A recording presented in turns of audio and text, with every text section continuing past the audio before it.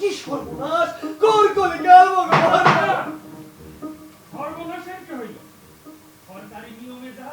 নাট্যকলার উপর পড়াশোনার সুযোগ এদেশে এখনো সীমিত। তবে কয়েকটি সরকারি বিশ্ববিদ্যালয়ের অল্প সংখ্যক আসনে ভরসা অনেক শিক্ষার্থীর। তবে যারা এই সুযোগ পান না তাদের জন্য নতুন সম্ভাবনার দ্বার খুলে দিয়েছে রবীন্দ্র সৃজন কলা বিশ্ববিদ্যালয়। দেখতে দেখতে প্রতিষ্ঠানটির প্রথম ব্যাচের শিক্ষার্থীদের বিদায়ের সময় এসে গেছে।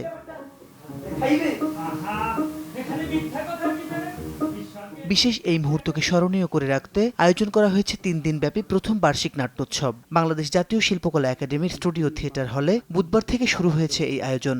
এই উৎসবে বিশ্ববিদ্যালয়টির নাট্যকলা বিভাগের প্রথম ব্যাচের 7 জন শিক্ষার্থীর নির্দেশনায় মঞ্চস্থ হচ্ছে 7টি নাটক। সবচেয়ে আকর্ষণীয় বিষয়, সাধারণ দর্শকের সামনেই এই নাটকগুলোর মাধ্যমে তারা দিচ্ছেন তাদের গ্র্যাজুয়েশন চূড়ান্ত পরীক্ষা।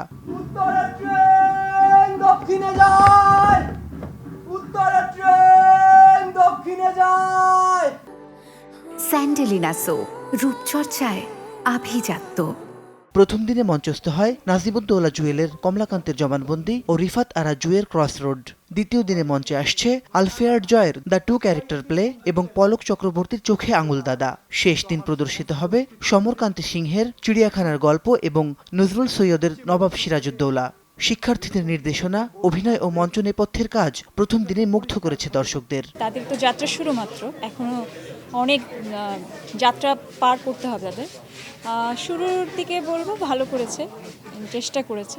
নাটকের সেট থেকে শুরু করে কস্টিউম থেকে শুরু করে আলোক সজ্জা সব কিছুই আমাদের শিক্ষার্থীরাই করেছে এবং এটা আমাদের জন্য অনেক বড় একটি পাওয়া। কমলাকান্তের জবানবন্দি এটা আসলে একটা উপন্যাস ভিত্তিক পরিবেশনা। এটা নাট্যরূপ দেওয়া আসলে একটু ডিফিকাল্ট, বাট খুব ভালো করেছে। অ্যান্ড আরেকটা দেখলাম, ওটাও একটা ইংরেজি নাটকের অনুবাদ। দুইটাই খুব ভালো ছিল। ওভারঅল আমরা এনজয় করেছি।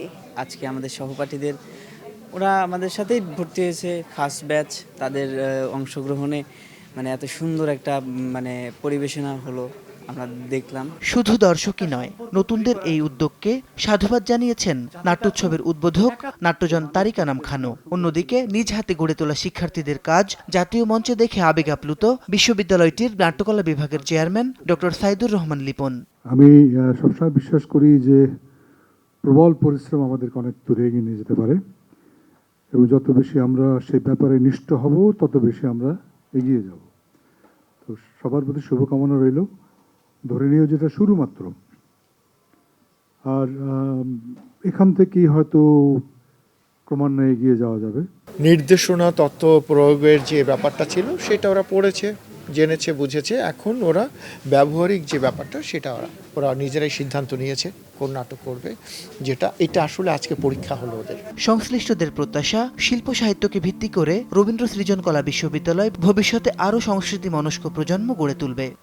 আপনাকে দিয়ে কোনো কাজই হবে না। কোন ছায়ের কাজ করেন আপনি এখানে? মাসিদ রনো, সময় সংবাদ, ঢাকা। আরে বাবা, আমার নসিবাবু, আমি নসিবাবুর কথা বলছি না, আমি বলছি স্বর্ণ গোয়ালের গরুর কথা।